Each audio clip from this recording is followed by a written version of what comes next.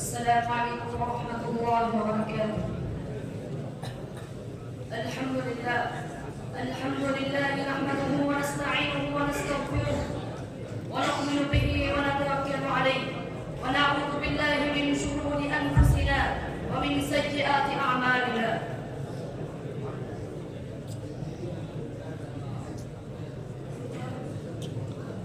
فإني أحمد الله تبارك وتعالى أولا على توفيقه وعلى ما هيأ لي من هذا اللقاء الكريم الذي لا يسمح دائما وفي كل مكان، ويسعدني أن أعرض عليكم حديثا نبويا ونصيحة ثمينة. أيها الأساتذة الكرام والطلاب الأعزاء، التربية النبوية ليست مجموعة نصائح فقط ولا بعض التعاليم المتفرقة، بل هي منهج شامل يبني العقل ويزكي النفس، يقوي الأزيمة ويهذب الأخلاق. أيها السادة، بدأ النبي صلى الله عليه وسلم بتربية الإيمان، وعلم أصحابه أن الإيمان ليس كلمات تقال، بل هو ثبات في القلب وعمل بالجوارح. وقد قال النبي صلى الله عليه وسلم: أفضل الإيمان أن تحب لأخيك ما تحب لنفسك، لأن الإيمان أصل كل خير، ومن فاته الإيمان لم يبق له شيء. وقال النبي صلى الله عليه وسلم: جددوا إيمانكم. قيل: وكيف نجدد؟ قال: أكثروا من قول لا إله إلا الله. أيها المستمعون الكرام، ربى النبي صلى الله عليه وسلم أصحابه على الفكر الصحيح وتدبر آيات الله واستعمال العقل. قال تعالى: أفلا تعقلون؟ فتربوا على العلم والحكمة وترك الجهل والتقليد الأعمى. قال النبي صلى الله عليه وسلم: إنما بعثت لأتمم مكارم الأخلاق. فبنى أصحابه على الصدق والأمانة والحياء والعفاف والتواضع وحفظ اللسان وكف الأذى والصبر وحسن المعاملة. أيها السادة، وعلمهم أن القرب من الله هو سبب السعادة، وعلمهم أن الغاية من الحياة هي عبادة الله، وأن الصلاة نور والصيام جنة والقرآن هدى ورحمة. وقد كانوا يقومون الليل ويتلون القرآن بالخشوع. وعلمهم أن المسلم من سلم الناس من لسانه ويده، وأن حسن الخلق أثقل ما يوزع في الميزان يوم القيامة. وغرس فيهم روح الأخوة وخدمة الناس حسن المعاملة، وقال: خير الناس أنفعهم للناس.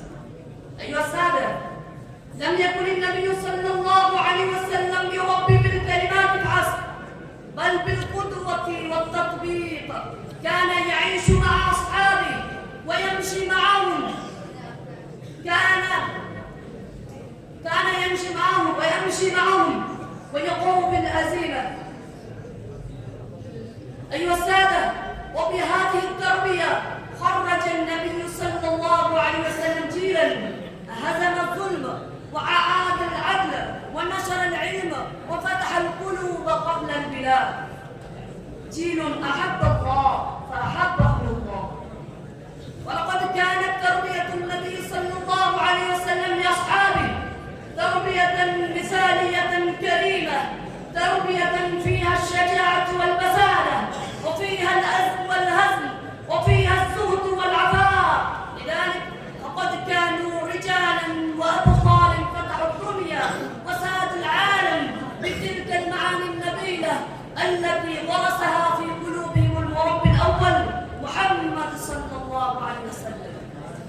أيها السادة، إن النبي صلى الله عليه وسلم يوجه ذلك الشاب المؤمن عبد الله بن عمر البجهة الفاسلة الرشيدة، فيمسك بمنكبه وآنسا ومسليا، ثم يقول له تلك القولة الكريمة الهادفة: كن في الدنيا كأنك غريب أو عابر السبيل، وعد نفسك من أهل كما أشار إليه الشاعر. قال شاعر: تربية المصطفى بدر يضيء لمن نما، وبها يرتفع القلب المؤمن فوق السماء. إصباح هدى للحياة يزيل ظلم الدجى، ويعلم النفس الصدق ويهدي الروح التقى. صنع المختار جيلا قاد درب العالمين، جيل إيمان وأخلاق ونور لا يفنى. من شرب التربية النبوية حي بإذن ويمسي وقلبه في رحمة الرحمن يحيا.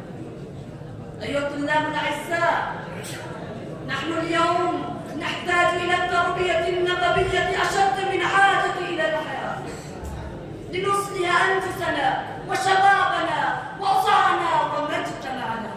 اللهم اجعلنا من أهل الإيمان وابقنا، اللهم اجعلنا من أهل الإيمان واكمل لنا حسن الأخلاق، وارزقنا الاقتداء بنبيك صلى الله عليه وسلم، وبارك في شباب الأمة واحفظهم من كل سوء. أكتفي بهذه الكلمات، والسلام عليكم.